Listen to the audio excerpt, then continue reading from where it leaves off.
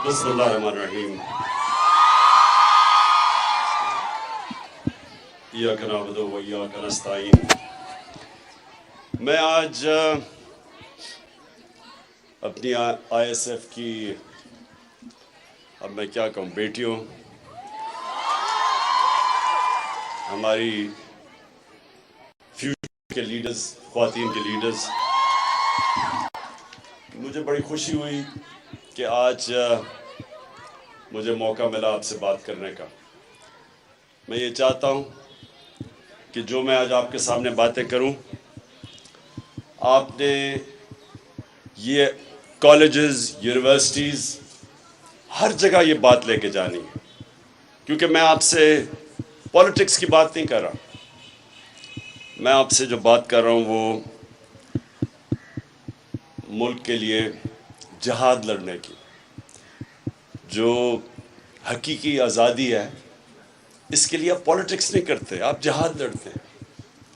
और ये है आपकी मुस्तकबिल के लिए, आपकी आने वाली जनरेशन्स के लिए, इंशाल्लाह जब आपके बच्चे होंगे उनके लिए, ये आप अपनी फ्यूचर के लिए एक जंग लड़ रहे हैं। और ये है क्या, मैं ज़रा आपको बड़े आसान तरीके से समझाना चाहता हूँ कि ये हकीकी आज़ादी है क्या। देखिए, सबसे ज़्यादा दुनिया की तारीख में अगर किसी इंसान ने ज़्यादा अचीव किया है, ना किसी ने पहले किया, ना कोई बाद में कर सकता है, वो हमारे नबी सल्लल्लाहु अलैहि वसल्लम थे। तो उन्होंने क्या किया था? हमेशा अपने आपसे ये सवाल पूछें कि क्यों अल्लाह हमें कहता है कि उनके रास्ते पे चलो। अल्लाह का हुक्म है कि उनके रास्ते पे चलो। उनके रास्ते पे चल के अल्लाह को तो कोई फ़ायदा, अल्लाह तो बेनियाज है, उसके पास तो सब कुछ है, उसको तो वो तो खुद कफील है। अल्लाह हमारी बेहतरी के लिए कहता है कि उनके रास्ते पे चलो, क्योंकि किसी इंसान ने वो अचीव नहीं किया जो उन्होंने किया। हम यूनिवर्सिटीज़ में जब हम पढ़ते थे तो हमें भी रोल मॉडल्स, हमारे रोल मॉडल्स जिनकी हम किताबें पढ़ते थे, उनकी लाइफ हिस्ट्री पढ़ते थे, उनकी बायोग्राफीज पढ़ते थे। वो क्यों पढ़ते थे? क्योंकि वो उन्होंने ज़िंदगी में कोई अचीव किया हुआ था। मैं जब क्रिकेट खेलता था तो मैं क्रिकेट में भी मेरे रोल मॉडल्स होते थे, उनके ऊपर पढ़ता था कि कैसे उन्होंने क्या किया। लेकिन जिस इंसान ने इंसानी तारीख में वो अचीव किया जो किसी ने किया ही नहीं है, एक है किताब द 100 ग्रेटेस्ट मैन, उसमें नंबर 1 जो वो किसी मुसलमान ने नहीं लिखी किताब, जो नंबर 1 है वो है हमारी नबी सल्लल्लाहु अलैहि वसल्लम इन टर्म्स ऑफ ग्रेटनेस। तो इसलिए अल्लाह कहता है कि उनकी ज़िंदगी से सीखो। अब जो उन्होंने मदीना की रियासत बनाई थी, वो उनकी सुन्नत थी। हमें असूलन सबको स्कूल में, यूनिवर्सिटीज़ में, हम सबको पता चलना चाहिए था कि वो क्या हुआ था, वो क्या दुनिया का इनकलाब आया था कि वो 10 सालों के अंदर इंसान बदल गए। जिनकी कोई अहमियत नहीं थी, उन्होंने दुनिया की इमामत की। ये तारीख का हिस्सा है कि रोमन एम्पायर और पर्शियन एम्पायर, सुपर पावर्स, एकदम ये 10 साल के फिनोमेना में 622 और 632 के बीच में जब नबी सल्लल्लाहु अलैहि वसल्लम पहुंचे मदीना और जब वो दुनिया से गए, उन 10 सालों के अंदर इंसान बदल गए और उन्होंने दुनिया की इमामत की। ये हिस्टोरिकल फैक्ट है। तो क्या हुआ था? उन्होंने हकीकी तौर पे लोगों को आज़ाद किया था, इंसानों को आज़ाद करके उनके पोटेंशियल को आज़ाद कर दिया था, छोटे से इंसानों को बड़े इंसान बना दिया था। जो मौलाना रूमी कहते हैं कि जब अल्लाह ने तुम्हें पर दिए तो क्यों ज़मीन पे रेंग रहे हो चूंटियों की तरह। हम सब के पास पर है, हम कोई भी ऊपर जा सकता है, क्योंकि हम अल्लाह की सबसे अजीम मखलूक है, अशरफुल मखलूकात। उसने जिसके फरिश्तों को कहा कि इनके सामने झुको, इंसान के सामने, हम वो लोग हैं। लेकिन हम अपनी हैसियत नहीं जानते, हम जानते नहीं हैं कि अल्लाह ने हमें कितनी ताकत दी है। जब शैतान ने कहा कि मैं नहीं झुकता, ये मिट्टी का बना हुआ है, मैं आग का, तो अल्लाह ने कहा तुम्हें नहीं पता कि मैंने इसे कितनी ताकत दी है, सलाहियत दी है, पावर दी है।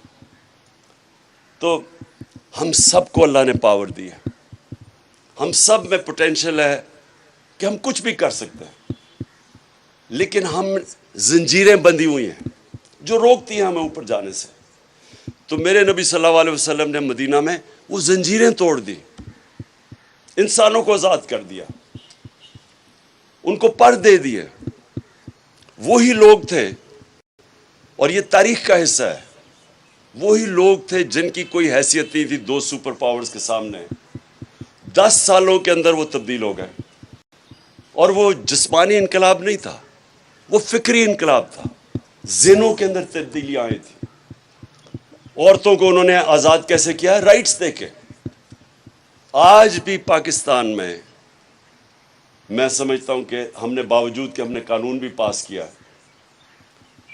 80% ख्वातीन को उनके इनहेरिटेंस राइट्स नहीं मिलते जो उन्होंने 1500 साल पहले उन्होंने औरतों को दिए थे, उनको राइट्स दिए थे।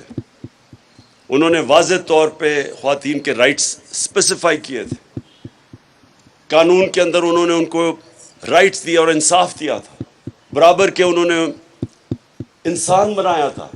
पहले औरतें और आदमियों को बराबर के इंसान नहीं समझते थे। उन्होंने गुलामों को आज़ाद किया था। मुसलमान वाहिद मुसलमान की तारीख है कि गुलाम बादशाह बन गए। हिंदुस्तान में स्लेव डिनेस्टी थी, मामलूक जो इजिप्ट में थे वो गुलाम थे जो बादशाहत की उन्होंने। तो गुलामों को उन्होंने आज़ाद किया, ख्वातीन को आज़ाद किया। इंसानों को कैसे आज़ाद किया? इंसाफ दे के। इंसाफ जो होता है वो आपको आज़ाद करता है। जब मुझे कानून प्रोटेक्ट करता है ताकतवर से, तब मैं आज़ाद होता हूँ। आज आप अगर बदतरीन गुलामी इंसानों की देखनी आपने, तो अंदरून सिंध चले जाए। जिस तरह वो इंसानों को, वो उनके ताकतवर, उनके वडेरे इंसानों को रखते हैं, मैं आपको यकीन दिलाता हूँ कि मैं जितना बाहर मगरबी दुनिया में सफ़र किया है, जानवरों को इस तरह वहाँ मगरब में रखे, उनके ऊपर वो जेल में डाल देते हैं। जानवरों से अगर वो जुल्म करें, वो लोगों को जेल में डाल देते हैं वहाँ। जो इंसानों से जुल्म होता है, ख़ास तौर पे मैं अंदरून सिंध की बात कर रहा हूँ, कि कोई उनके राइट्स नहीं है। तो जब आपके हकूक़ नहीं होते, तो फिर इंसानी माशरा नहीं रहता, वो जानवरों का माशरा बन जाता है। जानवरों और इंसानी माशरे में फ़र्क ये होता है कि इंसानों के माशरे में इंसाफ होता है। जब इंसानी माशरे में इंसाफ नहीं होता, फिर वो जानवरों, बल्कि जानवरों से भी नीचे चला जाता है वो माशरा। इसलिए उन्होंने सबसे पहले इस्टेब्लिश किया इंसाफ। और इंसाफ क्या था उनका? कि उनके बाद मदीना की रियासत में 2 खलीफा वक्त अदालत में जाते हैं, खलीफा होते हुए अदालत में पेश होते हैं। और हज़रत अली रज़ियल्लाहु ताला एक यहूदी से अदालत में केस हार जाते हैं खलीफा होते हुए, क्योंकि जो काजी है वो उनके बेटे की गवाही कबूल नहीं करता। हज़रत अली यानी उनका मुकाम देखें, एक यहूदी शहरी से केस हार जाते हैं। आप सोचें कि वहाँ इंसाफ का क्या लेवल होगा, क्या स्टैंडर्ड्स होंगी। आज आप सोच सकते हैं कि किसी भी मगरबी माशरे में जिसमें हमारे से बेहतर इंसाफ का निज़ाम है, वहाँ कोई उनका हाकिम हो, उनका सरबराह हो, वो एक किसी और माइनॉरिटी से केस जीत हार जाए, वहाँ भी तसव्वुर नहीं है। तो ये था लेवल उनका इंसाफ का, जिसकी वजह से इंसान आज़ाद हो गए, जिसकी वजह से उनकी परवाज़ ऊपर चली गई, जिसकी वजह से उन्होंने कई 100 साल तक दुनिया की इमामत की, वर्ल्ड लीडरशिप की। उन्होंने हर चीज़ में, चाहे वो साइंसेस हों, चाहे वो किसी इनोवेशंस, हर चीज़ में वो आगे निकल गए, क्योंकि इंसान आज़ाद हो गए। तो मैं जो आपको चाहता हूँ, जब आप यूनिवर्सिटीज़ और कॉलेजेस में जाएं, तो आप समझाएं कि हम इस तरह कहीं नहीं जा रहे। इस तरह के निज़ाम में जिस तरह चोर ऊपर आके बैठ जाएं, माने हुए मुल्क के डाकू अगर मुल्क के ऊपर बैठ जाए, आप एक फैक्ट्री के ऊपर चोर बैठा दें, वो फैक्ट्री आपकी बंद हो जाएगी। मुल्क कैसे चल सकता है? आज सारी जितनी भी गरीब मुल्क हैं, उन सारों की एक ही कहानी है, वहाँ इंसाफ नहीं है, वहाँ रूल ऑफ लॉ नहीं है, वहाँ इंसाफ की हुक्मरानी नहीं, वहाँ जंगल का कानून है। जो ताकतवर है वो कानून से ऊपर है, जो कमज़ोर है उसको इंसाफ नहीं मिलता। हमारे नबी सल्लल्लाहु अलैहि वसल्लम ने कहा था कि तुम्हारे से पहले बड़ी कौमें तबाह हुई कि कमज़ोर जब चोरी करे वो जेल में, और ताकतवर जब चोरी करे तो उसको एनआरओ मिल जाए, उसको पकड़े ना, जो आज यहाँ हमारे मुल्क में। उन्होंने तब कहा था कि कौमें तबाह हो जाती हैं, जिस कौम में रूल ऑफ लॉ नहीं होता वो तबाह हो जाती है। और ये सारी गरीब मुल्कों की यही कहानी है आज। वहाँ हर जगह जरदारी और शरीफ बैठे हुए हैं, चोरी कर रहे हैं, मुल्क का पैसा बाहर लेके जा रहे हैं और दूसरों से भीख मांग रहे हैं कि जी हमें डॉलर्स भेज दो। ये सारे गरीब मुल्कों का ये मसला है, ये सिर्फ पाकिस्तान का नहीं है। मैं इसलिए जब मैंने पॉलिटिक्स शुरू की तो तब मैंने अपनी इंसाफ की तहरीक, यानी मैंने एक चीज़ आइडेंटिफाई की कि अगर हम इंसाफ ले आए पाकिस्तान में तो हम ये मुल्क आज़ाद हो जाएगा और ये अजीम मुल्क बनेगा। तो ये जो हकीकी आज़ादी है, इसकी अभी जद्दोजहद जारी है। चोर ऊपर बैठ गए हैं। एक इंग्लिश में सेइंग है कि lunatics have taken over the asylum, कि पागलों ने पागल खाने पे कब्जा कर लिया, यानी चोरों ने मुल्क के ऊपर कब्जा कर लिया। तो अब वो हर रोज उनके केस माफ हो रहे हैं। पहले कानून बनाते हैं खुद कानून बनाते हैं, असेंबली में जाके नैब लॉ में अमेंडमेंट करते हैं, फिर बारी बारी इनके केस खत्म हो रहे हैं अब चोरों के। तो इतनी मैं इनको बार बार कहता हूं कि फिर जेल खोल दें। वो बेचारे गरीब लोगों का क्या है, वो जो गरीब सारे जेलों में भरे हुए हैं। और इसलिए ये याद रखें कि जब तक हम इसके लिए जद्दोजहद नहीं करेंगे, ये जो अब हमारे साथ मुल्क से हो रहा है, ये अगर हम अब खड़े इसके लिए नहीं होंगे तो वो फिर कौमें तबाह हो जाती हैं। कुरान की आयत है कि मेरी ज़मीन पे निकल के देखो कितनी कौमें तबाह हुई जो मेरे हुक्म पे नहीं चली। कौमें रहती नहीं हैं, तबाह हो जाती हैं। यूगोस्लाविया नहीं है अब, पहले एक हमारे ज़माने में एक मुल्क था, वो ख़त्म हो गया। सोवियत यूनियन नहीं रही अब, वो रशिया, वो थोड़ा सा रह गया। हमारे होते होते ईस्ट पाकिस्तान अलहदा हो गया, बांग्लादेश बन गया। तो ये ना समझे कि मुल्क रह जाते हैं। जब तक मुल्क अपनी इंसाफ के लिए जद्दोजहद नहीं करते, अपने हकूक़ के लिए, अपने राइट्स के लिए, अपनी आज़ादी के लिए कौमें नहीं खड़ी होती, वो फिर कौमें तबाह हो जाती हैं।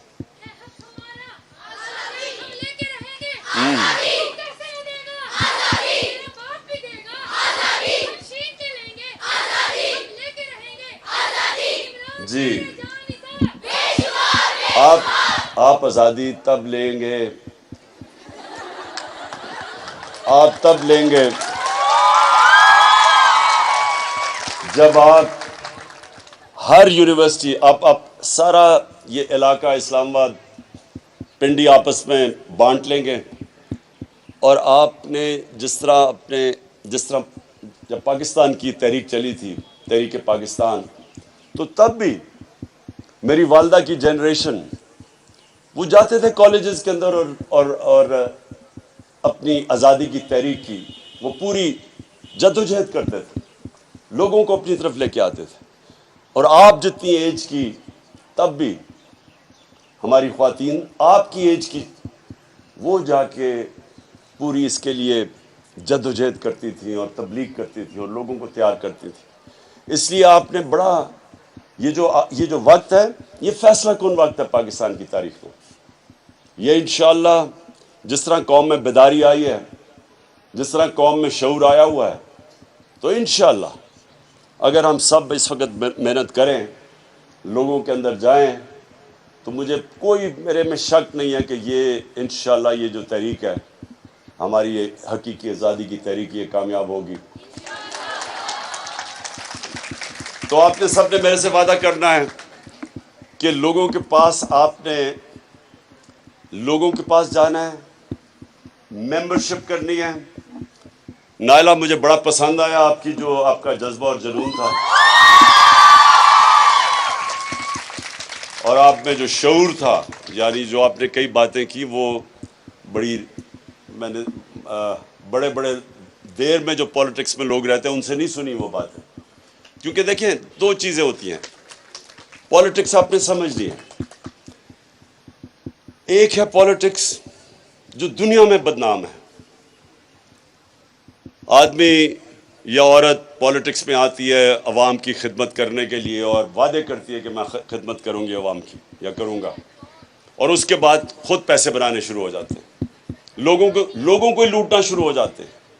और दूसरे हैं जो पॉलिटिक्स को इबादत समझते हैं, जो पैगंबरों का रास्ता था, वो भी स्टेट क्राफ्ट थी। नबी सल्लल्लाहु अलैहि वसल्लम ने भी मदीना की रियासत संभाली थी, लेकिन वो एक इबादत में कन्वर्ट हो जाती है, क्योंकि उन्होंने लोगों की जिंदगियां बदल दी, इंसानों को उठा दिया, फलाई रियासत बना दी, इंसाफ कर दिया, हुकूक दे दिए। वो भी पॉलिटिक्स है। तो दो पॉलिटिक्स है, एक कायदे आज़म की है, एक इन चोरों की है। और आप जो पॉलिटिक्स करेंगे वो आपकी इबादत में शामिल होगी, क्योंकि आप अपनी ज़ात के लिए नहीं करेंगे, आप अपनी कौम के लिए करेंगे। जिस तरह कश्मीर के लोग हैं जो मकबूजा कश्मीर में, यानी वो किन मुश्किलों में उनकी ख्वातीन निकलती हैं, जुल्म होता है, लेकिन वो बार बार कुर्बानियों के बार बार निकलती रहती हैं, क्योंकि वो सबको समझते हैं कि गुलाम कौम कभी खड़ी नहीं हो सकती। गुलाम सिर्फ अच्छे गुलाम बन सकते हैं, सिर्फ आज़ाद कौमें ऊपर जाती हैं। और वही जो मैंने फिर से कहा कि मदीना की रियासत हमारे लिए हमेशा के लिए एक मिसाल है, मुसलमानों के लिए, कि कैसे एक इंसान बदले, और वो दुनिया की उन्होंने इमामत की। और इसलिए अल्लाह कहता है कि उनके रास्ते पे चलो, हमारी बेहतरी के लिए, कि अगर हमने इससे निकलना है, जिस दलदल में हमें फंसाया हुआ है, कर्जे ले के, वो हमारा वो शहबाज शरीफ जाता है हर जगह, कहता है जी देखे मैं भीख तो नहीं मांग रहा, मैं मजबूर हूँ, हाँ मजबूरी है, मैं भीख तो नहीं मांगना चाहता लेकिन मैं मजबूर हूँ, मैं मांगने नहीं आया। तो वो असल में सारी कौम को जलील करता है। खुददार कौमों की इज्जत होती है, जो इंसान अपनी इज्जत करवाता है उसकी इज्जत होती है। आप अपनी अगर इज्जत नहीं करवाएंगे, दुनिया आपकी इज्जत नहीं करेगी, दुनिया के सामने हाथ फैलाएंगे, कोई इज्जत नहीं करेगा। तो इंशाअल्लाह मैं आपकी सबकी अब ड्यूटी लगा रहा हूँ। मैं आपको 1-2 महीने दूंगा, नहीं 1 महीना, 1 महीने में मैं देखूंगा कि आपने कितनी मेंबरशिप की है, आपकी कितनी बड़ी ये हमारी ISF की तंजीम कितनी बड़ी बन जाती है, और इंशाल्लाह फिर आपसे बहुत बहुत शुक्रिया।